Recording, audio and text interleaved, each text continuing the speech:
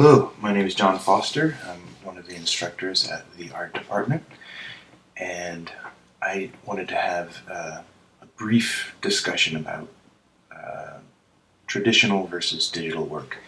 Why I have chosen, for the most part, to be working digitally uh, instead of traditionally.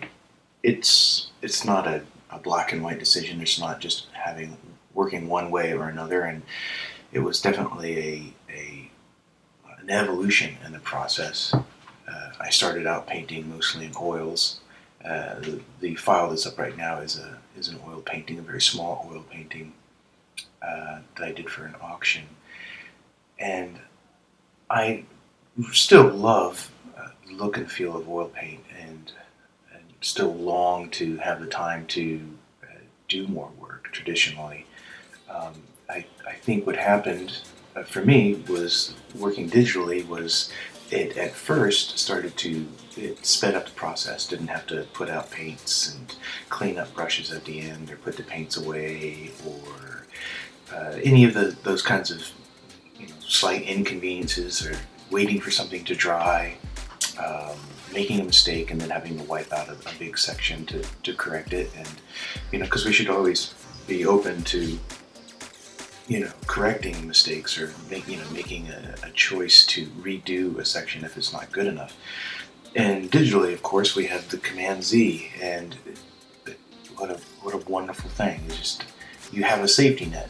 You decide to paint that purple instead of pink, and you do it, and it doesn't work. You hit Command Z. You decide you want to try and put a spoon and a moon up there with a cow, and compositionally it works, but you can cut and paste and move the spoon over a little bit, and there you have, you're tweaking your composition. It's not like if I painted it in the wrong place, then I had to wipe it out and paint it in again. So there are these aspects of the tool, the digital tool, that made work go a lot faster, and you felt a lot more secure about making mistakes because they were easier to fix. As it went along, the more and more I found that I could, there were decisions to be made. There were paths to follow. There paths were branching out into other paths. And even today, I still find I have to kind of go down each path because it's interesting to me. What if I changed this? What if I changed that? What if I, you take a little break and then you have a little epiphany and you come running back in and you try a new, some other technique or some other look or changing the composition, and it's so quick and easy to do it. But with all of those infinite variables that you can keep tweaking, I have slowed down. Actually, I think I'm quite a bit slower working digitally than I am with the traditional media. So why continue digitally? Well, it's as I said, it's not exclusive, but what working digitally has done with all those options and those chances has made me think, a little bit outside of the box, to use the cliche, the phrase, or push the bounds of the envelope. Go on, but the idea was to never get stagnant, never stay still, never just do the same old, and working this way and never really knowing exactly what I'm doing, but I'm going to find out what I'm doing as I'm doing it, has helped me progress along, change, and grow as an artist. And that is the biggest plus that I see for digital and for anybody, is that ability to continue to grow, to have that safety net, for the undo or saved files or versions, but you can go out there and you can try the wildest experiment, and you can either fail or it might succeed, or part of it might succeed, and then you're hooked, and you want to just keep experimenting, keep growing, keep trying to excite yourself up, with the next turn, around the bend. And digital does that for me. It helped me. My color was, I've never thought of myself as someone who understood color or did well with color, but working digitally, I was able to keep pushing that, and there are wonderful tools digitally to subtly adjust colors, or to again to push a slider this way, and then you've made that a little bit more green or a little bit more blue, and then you realize, wow, that's really neat. I'm going to push that a little bit further, but I'm going to push the oranges in another direction. And you keep going and going and, experimenting and finding out, and you find yourself actually going off, making some unique color choices. Let's see what I have here. Excuse me, this one was an oil painting. On a small scale, and we should zoom in a little bit. I don't know what the resolution is completely for this piece, but yeah, it's getting pixelated now.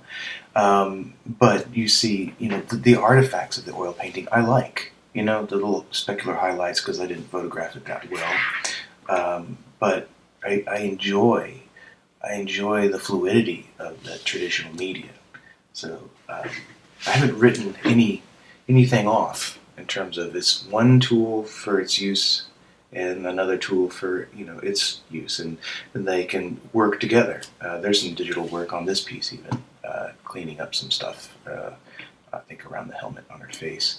But as we go in, you do realize that this, one of the things that I wanted to touch upon about why, again, the positive aspects of digital to the negative aspects of digital. So I've been talking a lot about the positive aspects and why I think it's so powerful, and I love to use the digital aspects tool. But when it comes down to it, I don't have an original left over. I don't have a painting.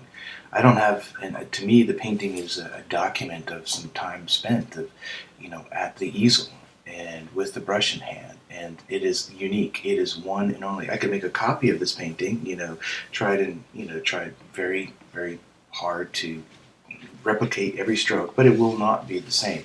I can make a copy of a digital file by clicking a button. And so the uniqueness of traditional media is, there's nothing digital that will come close to that. It's also the process of coming in and sitting down at the easel or standing there and painting.